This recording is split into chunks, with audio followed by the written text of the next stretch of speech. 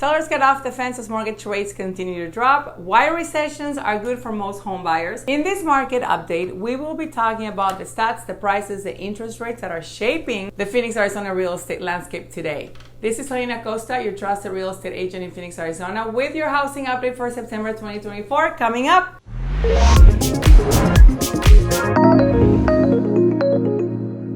The Phoenix metro housing market is experiencing a rise in the number of homes for sale and in home prices. We have 35% more active listings than a year ago, and the median sales price has increased a modest 2% from $435,000 to $440,000 since last September. So the market remains competitive with a notable list to price ratio of almost 99%, meaning homes are selling at or very close to the asking price. Buyers that have been on the fence are warming up to the idea to buy as rates started to come down to the 5s and the 6s in the last 30 to 45 days. If you watch my July market update, I will link it at the bottom of this video just in case.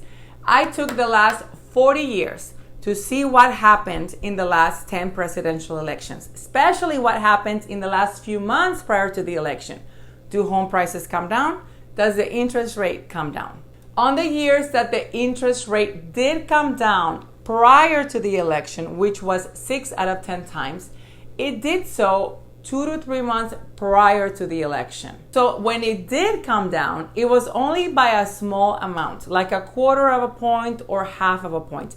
Nothing dramatic at all and nothing worth waiting for.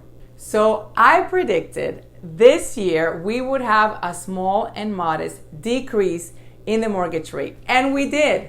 In August, rates dropped to their lowest point in more than 15 months. As of the time of this video, mid-September, I am seeing a drop of about half a percentage point lower than we had in July. The reason I can predict the future so accurately sometimes is not because I have a crystal ball. It is because history tends to repeat itself. So all I did was look at what happened in this country since 1984 and every presidential election since then. Then I looked at the trends of what's going on in the housing market today, and I made an educated prediction. The housing market is not affected by a presidential or a political party. It is affected by life decisions. Life decisions and events like couples living together, having children, separating, divorcing, job relocations, and death. Politics don't have as much impact as people think. The state of the economy and taxation rules will have more significant impact on the housing market than whoever is elected this year. Unexpected events like pandemics have more of a dramatic effect on the housing market. Experts say that we may get another drop in the interest rate soon after enduring more than 2 years of declining sales.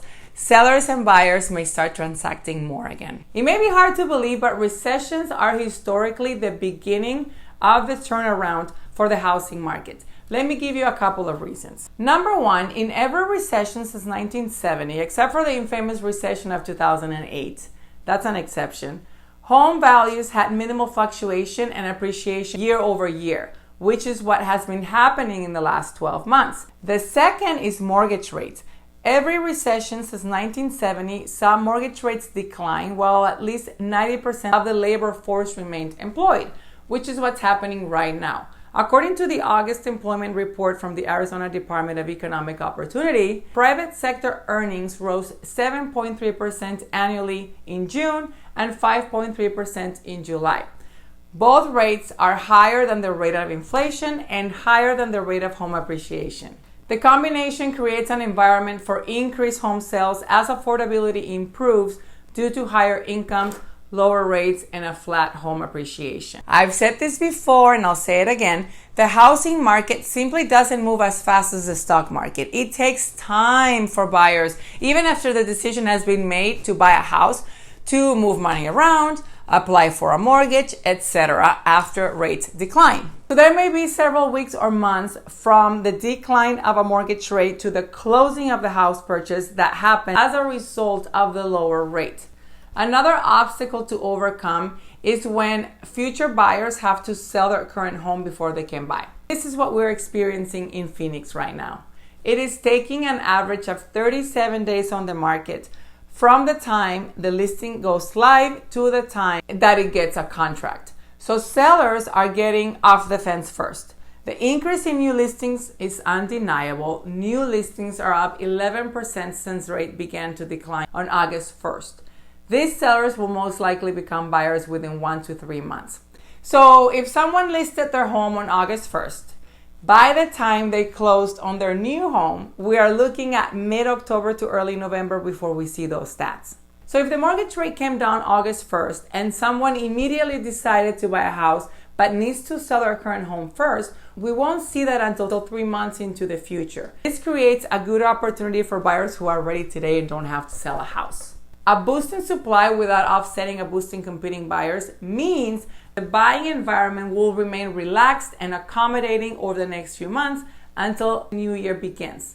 In short, this is a good time to buy.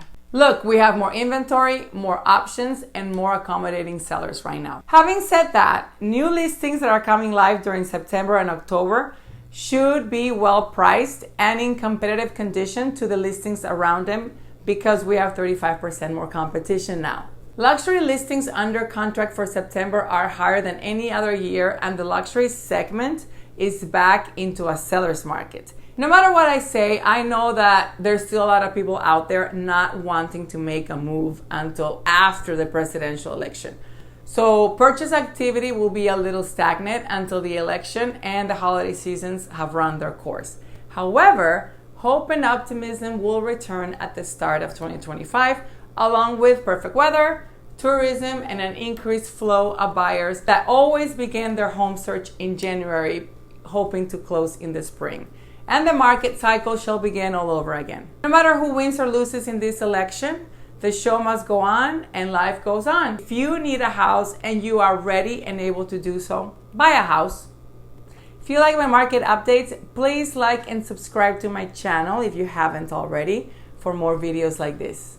I hope this was helpful, and until next time.